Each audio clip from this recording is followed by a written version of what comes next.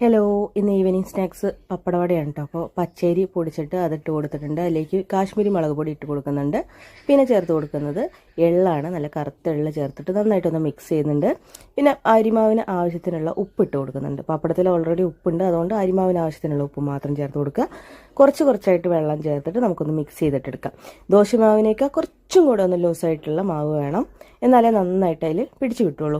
അപ്പോൾ ഈ ഒരു പരുവത്തിൽ നമ്മൾ റെഡിയാക്കി എടുത്തിട്ടുണ്ട്. എണ്ണ ചൂടായി വരുമ്പോൾ അതേപോലെ മുക്കി രണ്ട് സൈഡും ഒന്ന് മറിച്ചിട്ടിട്ട് അതൊന്ന് വടിച്ചെടുത്തിട്ട് വേണം പപ്പടവട ഫ്രൈ ചെയ്തെടുക്കാൻ വേണ്ടിയിട്ട്.